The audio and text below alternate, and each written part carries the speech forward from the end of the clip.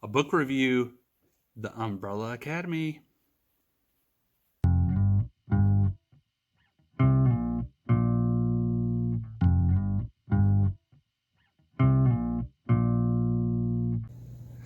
Welcome back to Life in My Shoes Reviews and Such. As the intro indicated, I will be reviewing The Umbrella Academy Hotel Oblivion in this episode. So obviously this is a Netflix original series now, so you may be familiar with it from that. But this is the third volume coming out from this series. So the series is written by Gerard Way, the former frontman of My Chemical Romance. He also is the architect at DC Comics currently of the Young Animals line, which the flagship is Doom Patrol, which he is writing. But he is providing guidance over a variety of books: Shade the Changing Girl, the Milkman Wars, I think it is, Doom Patrol, Cave Carson, Bug the Forager, a variety of titles that are under that label. He's providing guidance on that. The art is by his partner, Gabriel Ba. So I was thinking of Gabriel Ba's brother, Fabio Moon. But Gabriel Ba has provided art throughout the entire series and generally is one of the designers off of Gerard Way's original design. So Gerard Way has, in fact, designed and was a creator himself before the series and shared his vision of what these were, and then Gabriel Ba took those and created the image based on the ideas by Gerard Way. So as I mentioned, this is the third volume in the series. So as a longtime comic collector, I've been collecting comics probably since I was a teen, if not earlier than that. I remember probably pre-12 saving up my money and running down to the local 7-Eleven to buy comics to read. So not really a collector, but more of a reader back then. But having grown up a Marvel fan, evolved into a DC fan, and as I've gotten older, really enjoyed a lot more of the alternative and kind of offbeat comics. This is one that really spoke to me. So with the first volume by Dark Horse Comics, the entire series is put out by Dark Horse Comics. With the first volume, it was really a fresh take on superheroes. So they were a quirky group with a great story, great premise, really tackling a very unusual problem and dilemma, and just some of the rich history and premise behind them. So it was really fresh and was like something slightly off of the beaten path from a superhero perspective. With the second volume called Dallas, we continued to see some character development, but because this was a second volume, we did not have the freshness of the first volume. So the characters weren't as new, and so it wasn't like an expectation of an unknown. It was more like a known and seeing what these characters will experience in this new storyline.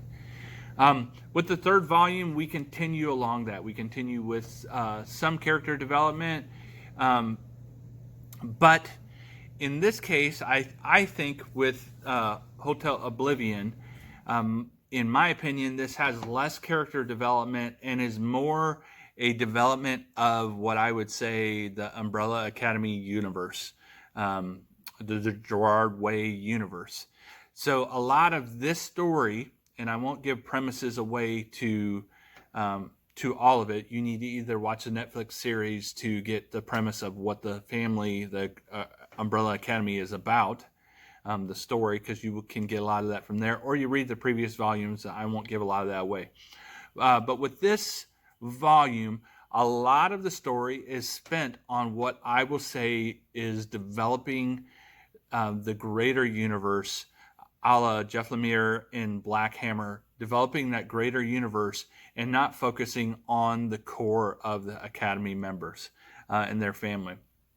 Sure, they all kind of have their adventures and they're involved in them, but I feel like the character development goes on pause for the sake of this story and where the story has to go. So From a stack ranking perspective, this is my least favorite of the 3 volumes, with the first being my favorite.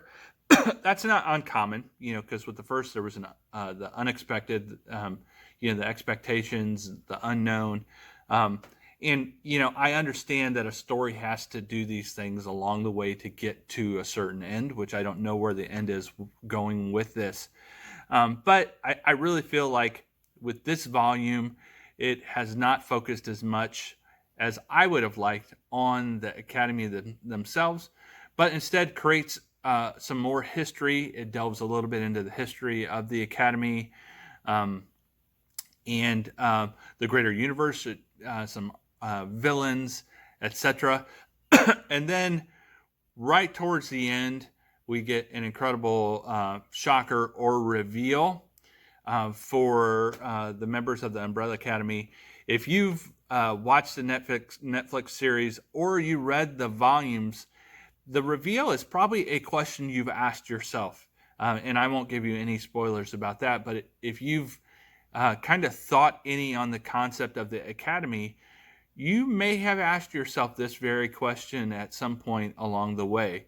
And this series starts to dive into that question. So I would say it's barely sticking his foot in the water.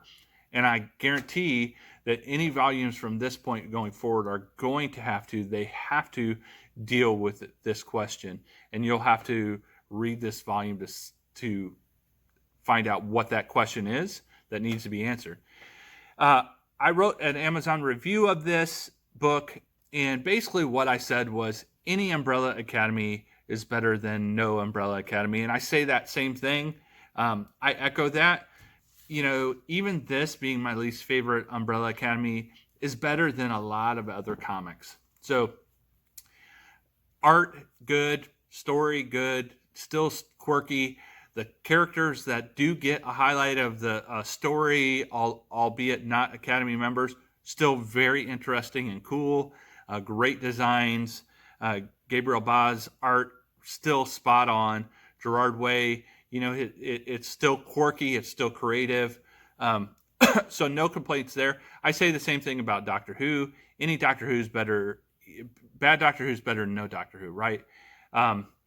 So I say the same here, but I would not say it's bad. I would just say any Umbrella Academy is better than no Umbrella Academy. Any Doctor Who is better than no Doctor Who. And in this case, Hotel Oblivion, that is exactly the case. So this is still a very decent read. In my opinion, it's not as good as volumes 1 and 2, but that's just my opinion. Pick it up and let me know what you think in the comments below. Have you read the previous 2 volumes? What do you think of those? How do you compare this to the previous 2?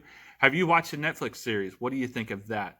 I would love to do a video later. I binged the series shortly after it came out. Probably need to watch it again before I try to do any kind of review of the series, but I do remember highly enjoying it, recognizing it to be its own thing. It's not going to mirror the comic perfectly.